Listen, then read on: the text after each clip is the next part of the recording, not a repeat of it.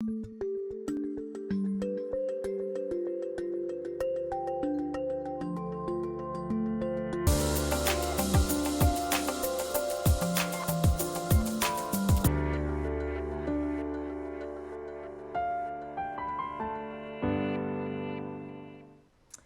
this is Rochelle Crosbie Watson, and we're here today to talk about how utrophin is a compensatory protein in Duchenne muscular dystrophy.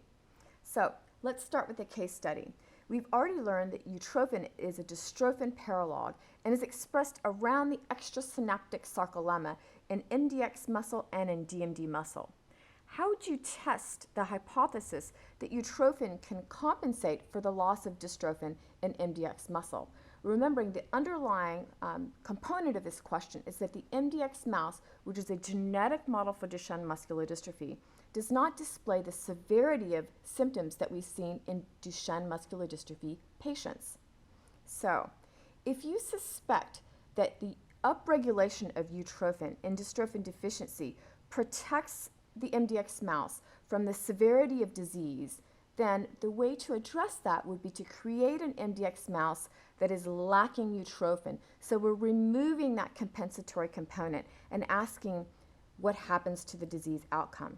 And these were the exact experiments that were performed by Kay Davies to really nail down whether utrophin compensates for dystrophin deficiency.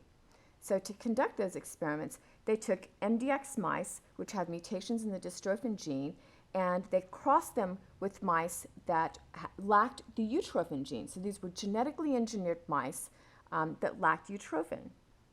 These mice are fairly normal, the utrophin null mice, except they have some defects in neuromuscular junction structure. So these two mice were crossed, and they generated mice that were MDX mice, so lacking dystrophin, and also mice that were lacking utrophin. So these mice are frequently referred to as the double knockout mice or the DKO mice. And what do you think the phenotype of these mice would be if utrophin compensates for dystrophin? Well, the results of that are shown here. The dystrophin double knockout mice show many signs typical of the human form of disease of Duchenne muscular dystrophy. And dystrophin and utrophin have complementary roles in normal muscle function, is what they concluded from their studies. So you can already predict that these double knockout mice show very severe symptoms of disease. Because we've looked at how to analyze mouse models of muscular dystrophy, I think we have a pretty good idea of some of the outcome measures that this group used to analyze the double knockout mice and compare them to just the single knockout dystrophin deficient mice. And those results are shown here. So we're looking at normal mice, which are about the same size as MDX mice. So the normal mice aren't actually pictured here, but they are the same size roughly as the MDX mice. And compared to that is the double knockout mouse. And I hope you can see that the double knockout mouse is much smaller than the MDX mouse. So already we know that removing utrophin has a detrimental effect on the growth of the MDX mice. You can also see the kyphosis, or the curvature of the spine, that results in the double knockout mice. This results from skeletal muscle weakness. Looking histologically at transverse skeletal muscle cryosections, you can see that there are some signs of pathology in the MDX mice, but that it's really exacerbated in the double knockout mice. You can see evidence of muscle damage, of necrosis. There is significant fibrosis. So the pathological state of the double knockout in an age-matched manner is much, much worse. There is also a hind limb clasping defect. So wild-type mice, when picked up by their tail, tend to splay the hind limbs like this. But the double knockout mice are actually very crossed, or the hind limbs are very close together. This is an abnormal hind limb clasping event, which is very evident in the double knockout mice. So these mice are quite severe, and in fact, their age is severely shortened. The double knockout mice die anywhere from 9 to 13 weeks of age, whereas MDX mice live a relatively normal lifespan, very comparable to that of a wild-type mouse, which is around 2 years of age in a laboratory setting. So this diagram is showing you a really great comparison of the double knockout mice and also an experiment that we're about to get into in which utrophin is overexpressed in the double knockout mice to show that it can compensate both for dystrophin and utrophin deficiency. But this is a really great image in showing you the effect of knocking out both dystrophin and utrophin in a mouse model. So, Kay Davies established, using these double knockout animals, that utrophin really seems to compensate for the dystrophic phenotype in the MDX mouse model. That's very suggestive of a functional redundancy between dystrophin and utrophin. They wanted to carry these experiments one step further. If utrophin could compensate for dystrophin, if they have very similar protein structures, they both bind actin, although slightly different manner, could we bump up and really drive utrophin expression in the MDX mouse to even more greatly increase the interaction with laminin and to more greatly protect the sarcolemma from contraction-induced injury? So they did those experiments by creating first a utrophin transgenic mice. These mice are pumping out lots of utrophin protein in skeletal muscle, and they cross those with the dystrophin deficient model, the MDX mouse, to produce a mouse that lacks dystrophin but is expressing lots and lots of utrophin. And they wanted to ask, could this be a potential compensatory effect? Could the increase in utrophin protect against disease? So the results of that were published in a really great Nature Medicine paper, and they found that sarcolemma localization of a truncated utrophin transgene in the MDX mouse significantly improves the dystrophic mouse phenotype.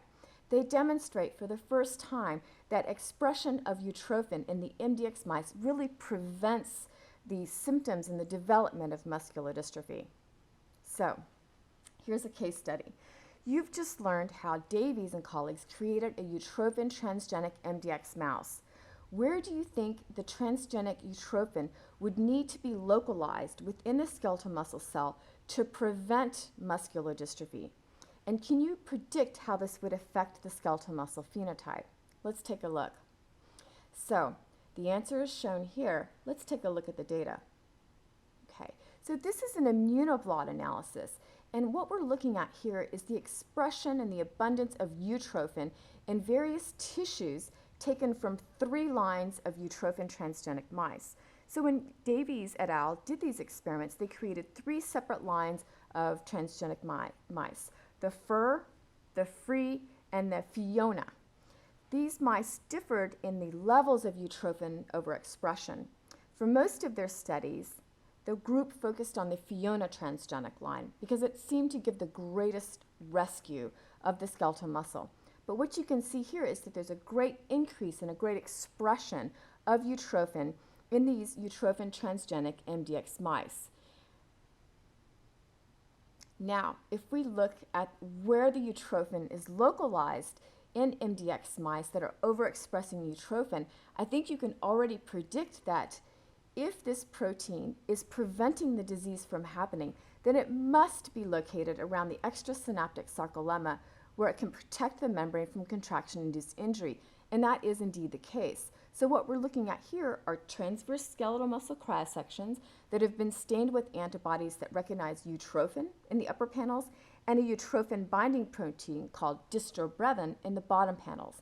So you can already see in the MDX section that there is some faint staining of utrophin around the sarcolemma, and that's dramatically increased in the 3 different transgenic lines that the Davies et al. Group created. And the Fiona line has a really robust expression of utrophin around the sarcolemma. Not only is there abundant expression of utrophin, but that a utrophin binding protein, dystrobrevin, is also restored to the sarcolemma upon utrophin transgenic overexpression. So we have just established that utrophin is abundantly overexpressed in the utrophin transgenic MDX mice. But what are the histological and physiological outcomes of that overexpression?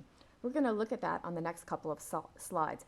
What you're seeing here is the central nucleation. Remember that central nucleation is a marker for degeneration and regeneration, and that those regenerated fibers have nuclei that are at the center of the myofiber. So if we look at wild-type animals, we'll see that they have very, very, very low levels of central nucleation. There isn't much regeneration that's really needed in wild-type muscle. The MDX mice, on the other hand, which are in yellow, have very high, 60% of the myofibers are undergoing active regeneration. If we now look at the other three Utrophin transgenic lines, you see that there's a very significant reduction in the overall central nucleation when that Utrophin transgene is overexpressed in an MDX background. And in fact, the greatest reduction is the Fiona transgenic line, the FIO, which really almost brings the central nucleation back to wild-type levels. So that's quite impressive. So next, we're looking at the muscle mechanics, specifically of the diaphragm muscle. On the y-axis is plotted normalized force, and you can see that the wild-type animals produce robust normalized force from the diaphragm muscle, and that the Fiona transgenic mice are very similar to wild-type mice. Take a look at the MDX mice. Notice that they have very low normalized force levels in the diaphragm muscle, and that the other two transgenic lines are somewhere in between. Also, an important feature of dystrophin deficiency is the susceptibility to contraction, eccentric contractions, and also the susceptibility to sarcolemma membrane damage. And you can see in these experiments that the MDX mice are very susceptible to membrane damage and show a dramatic drop in force in eccentric contractions, and that those are all restored to near or at wild-type levels in each of the three Utrophin transgenic lines. Lastly, if we look at physical activity of these different genetic mouse models after a mild treadmill exercise, you can see that the physical activity of wild-type mice is very high after a treadmill exercise event. They're not deterred by the exercise activity, and that is very much suppressed in MDX mice, but again, those activities are restored for the Utrophin transgenic mice. So, what I hope that you've learned from this second mini lecture is that Utrophin is structurally similar to dystrophin. They both interact with actin, and that Utrophin can compensate for the loss of dystrophin activity. This is the gorgeous, beautiful basic science groundwork that went into supporting Utrophin as a therapy for Duchenne muscular dystrophy. It really addresses the primary loss in Duchenne muscular dystrophy muscle, which is the susceptibility of the sarcolemma to membrane damage. There are many, many other compensatory proteins in Duchenne muscular dystrophy, but Utrophin is the one that is really the most well characterized, which is why we've presented it here today.